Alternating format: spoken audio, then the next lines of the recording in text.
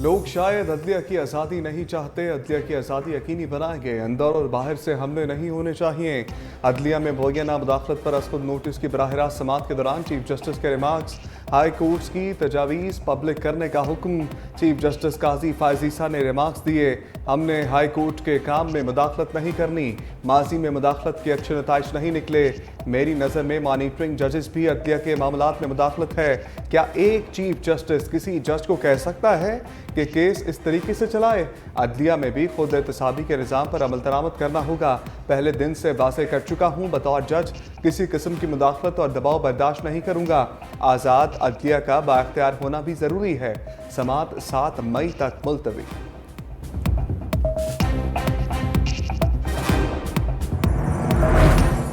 Chief justice of Pakistan ने अदलिया में अंदरूनी मुदाखलत की वजाहत कर दी। चीफ जस्टिस काजी फ़ायज़ ईसा ने कहा कि मैं 5 साल 1 माह बलोचिस्तान हाई कोर्ट का चीफ जस्टिस रहा, मुझे पता है कितनी मुदाखलत होती है। चीफ जस्टिस और ज़्यादातर सुप्रीम कोर्ट से मुदाखलत होती है। मैं बता सकता हूँ कि किस तरह से इस अदालत को अपने फ़ायदे के लिए इस्तेमाल किया गया। मैं जब से चीफ जस्टिस बना, मुदाखलत का एक भी मामला मेरे पास नहीं आया। ये शिकायतें पहले दौर की हैं। पार्लियामेंट का शुक्रगुजार हूँ जिसने प्रैक्टिस एंड प्रोसीजर रूल्स बनाए।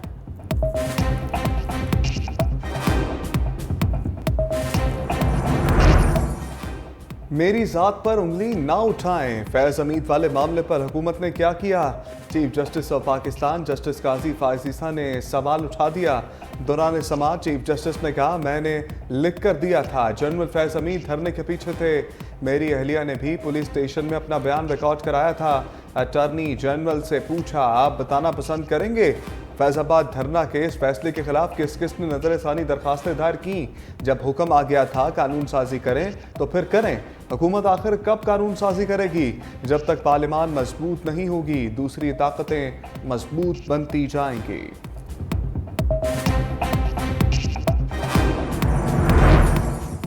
एग्जीक्यूटिव की जिम्मेदारी है अदारों को कंट्रोल करे। ये कैसी रियासत है जहां फ़ोन सुनना भी आसान नहीं। फ़ोन सुनते हुए भी खौफ होता है कहीं टेप तो नहीं हो रहा। सुप्रीम कोर्ट के सीनियर तरीन जज जस्टिस मंसूर अली शाह के रिमार्क्स। कहा, लाहौर हाई कोर्ट की गुजारिशात से वाज़ेह है मुदाखलत एक खुला राज है और अब इसका हल होना चाहिए। हमें मुदाखलत के सामने एक फायर वॉल खड़े करना होगा। मसाइल अंदरूनी हो या बैरूनी, आज मुतवक्के है हल करेंगे। हमें बैठकर तय करना होगा अगर कोई मुदाखलत करता है तो उसके खिलाफ कैसे एक्शन लेना चाहिए। हमें एक निज़ाम बनाना है और मुल्क की हर अदालत को मजबूत करना है।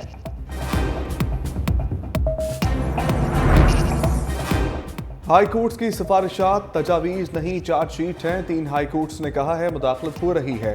सच सबको पता है लेकिन कोई बोलता नहीं। जो बोलता है उनके साथ वही होता है जो 6 जजेस के साथ होता है। जस्टिस अतर मिनुल्लाह के रिमार्क्स। कहा, जस्टिस बाबर सत्तार के मामले की तरफ इशारा करते हुए जस्टिस अतर मिनुल्लाह ने कहा, एक जज की ज़ाती मालूमात सोशल मीडिया पर अफशा की गई। एक जज के ग्रीन कार्ड का इशू उठाया गया। हमें हाई कोर्ट की भिजवाई तजावीज़ को सराहना चाहिए। कोई रिस्पॉन्स नहीं होगा तो जजेस बेखौफ नहीं होंगे। इंटेलिजेंस इदारे वज़ीर आज़म के मातहत होते हैं। खुफिया इदारे कुछ करते हैं तो इसका जिम्मेदार वज़ीर आज़म और उनकी काबीना है। हमें अपनी आर्म्ड फोर्सेस का इमेज भी बरकरार रखना है। जो मुदाखलत के खिलाफ खड़ा नहीं होता उसे जज की कुर्सी पर बैठने का हक नहीं है। जज में हिम्मत होनी चाहिए कि दबाव का सामना कर सके। जस्टिस मुसरत हलाली के रिमार्क्स। इस्तफसार किया कि हाई कोर्ट की जानिब से जो तजावीज़ दी गई हैं ये सब खुद क्यों नहीं करते, सुप्रीम कोर्ट से इजाज़त क्यों ले रहे हैं। जस्टिस जमाल मंदुखेल ने रिमार्क्स दिए कि हाई कोर्ट के जजेस को छोड़ें, हमारे साथ जो हो रहा है उसका क्या है। सोशल मीडिया पर बाबर सत्तार के मुतालिक क्या कुछ नहीं लिखा जा रहा। आखिर लोग पार्टी क्यों बन जाते हैं।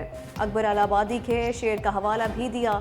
जस्टिस नईमुल अख्तर अफगान ने पूछा, अब IB, ISI और MI किस कानून के तहत बने? ये एजेंसियाँ किस कानून के तहत काम करती हैं? आइंदा समाअत पर इन एजेंसियों के कवानीन बताए जाएँ। IMF ने पाकिस्तान के लिए 1.1 अरब डॉलर की मंजूरी दे दी। IMF का एलामिया जारी। एलामिया के मुताबिक पाकिस्तान में महंगाई की शरह कम होना शुरू हो गई।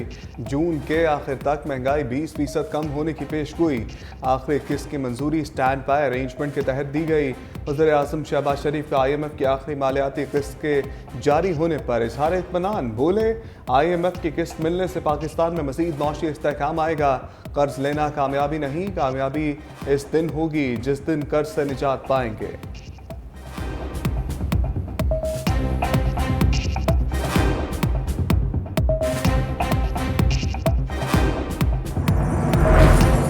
नैब साबिक वज़ीर आज़म शाहिद खकान अब्बासी के खिलाफ LNG रेफरेंस से दस्तबरदार। शाहिद खकान अब्बासी समेत तमाम मुल्ज़िमान बरी।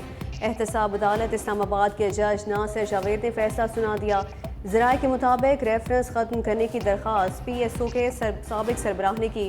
फैसला मेरिट पर किया गया है। नैब ने 2019 में शाहिद खकान अब्बासी को गिरफ्तार करते हुए कौमी ख़जाने को 21 अरब रुपये का नुकसान पहुँचाने का दावा किया था।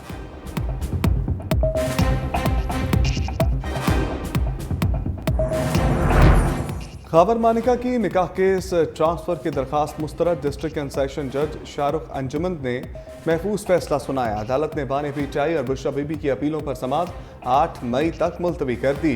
आइंदा समात पर दलाइल ना दिए गए तो केस का फैसला सुना दिया जाएगा। मैं इस फैसले को आगे चैलेंज करूंगा।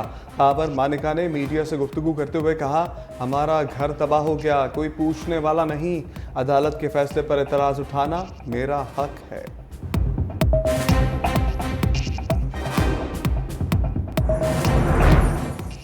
बुशरा बीबी को जहर दिए जाने के खदशे पर तिबी मुआयने की दरख्वास्त निपटा दी गई। इस्लामाबाद हाई कोर्ट के जस्टिस मियां गुल हसन औरंगजेब ने समात के दौरान पूछा, क्या बुशरा बीबी के टेस्ट कराए गए हैं, क्या वो ठीक हैं?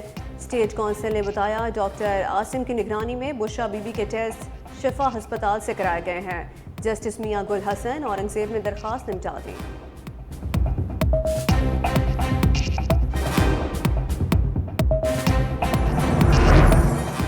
वज़ीर आला खैबर पख्तूनख्वा के सालाना गोशवारों में गलत बयानी का मामला। दरख्वास्त गुजार ने नाअहली की दरख्वास्त वापस ले ली। इलेक्शन कमीशन ने दरख्वास्त वापस लेने की बुनियाद पर खारिज कर दी। दूसरी जानिब इलेक्शन कमीशन को PTI इंट्रा पार्टी इलेक्शन पर एतराज़। चेयरमैन PTI को एतराज़ात पर जवाब जमा कराने की हिदायत। बैरिस्टर गौहर ने मीडिया से गुफ्तगू करते हुए कहा, हमें एतराज़ बताएं, जवाब जमा करवा देंगे। चाहते हैं बल्ले का निशान वापस मिले।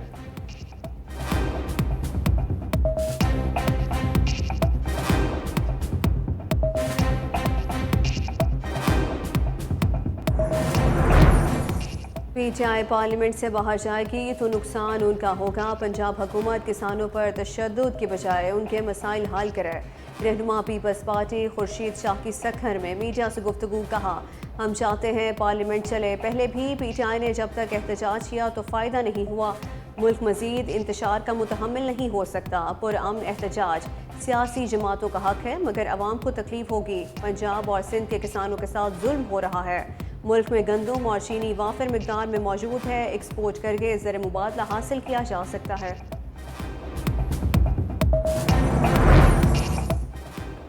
गंदम खरीदारी मुहिम का आगाज न होने के खिलाफ किसान तंजीमों का मुख्तलिफ शहरों में एहतजाज। फैसलाबाद में किसान बोर्ड, जमात इस्लामी और दीगर तंजीमों का डिप्टी कमिश्नर ऑफिस के बाहर धरना। मुजफ्फरगढ़ में पुलिस ने मुजाहिरीन को प्रेस क्लब के सामने एहतजाज से रोक दिया। खानपुर में पुलिस ने किसानों को मुंतशिर कर दिया। शुरका के साथ बदतमीजी, बैनर्स छीन लिए। भलवाल में भी जमात इस्लामी और किसान बोर्ड का एहतजाज। डस्का में किसान इत्तेहाद के 5 रहनुमाओं के 14 रोज़ के लिए डिटेक्शन ऑर्डर का नोटिफिकेशन भी जारी।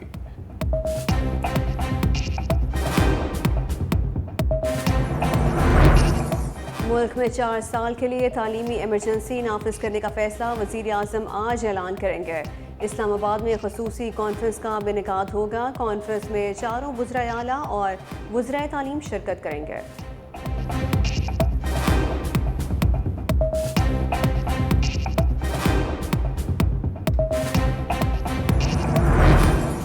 Punjab integrated public prosecution system नाफिज करने का असूली फैसला। वज़ीर आला मरियम नवाज की ज़ेर सदारत खसूसी इजलास।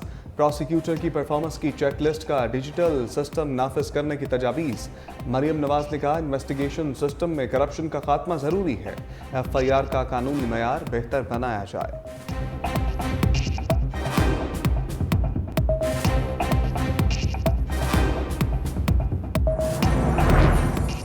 खसूसी सरमाकारी सहूलत कौंसिल की मुआवनत से पाकिस्तान डिजिटल सिटी के क़याम का मुआहिदा तय पा गया।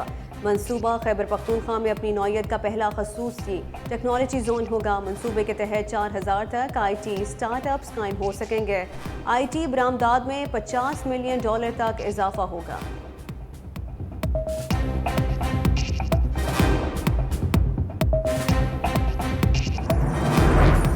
महंगाई से सताए अवाम को एक माह में बिजली के दो बिल मिलने लगे। फेस्को ने सार्फिन को एक महीने में 2 बिल भिजवा दिए। दोनों बिलों में हजारों रुपए का फर्क।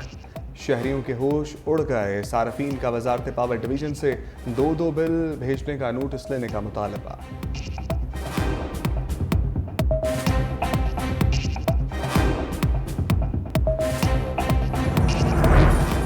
पेट्रोलियम मसनूआत की कीमतों में कमी का इम्कान। पेट्रोल 5 और डीजल की कीमत में 8 रुपये फी लीटर कमी मुतवक्के है।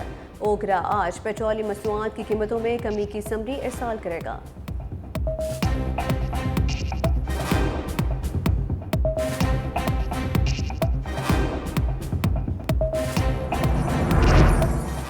पाकिस्तान स्टॉक एक्सचेंज में उतार चढ़ाव। 100 इंडेक्स में 400 से ज़ायद पॉइंट्स की कमी। कारोबार के दौरान इंडेक्स 71,200 की सतह पर ट्रेड कर रहा है। इंटरबैंक में डॉलर $277.95 का हो गया।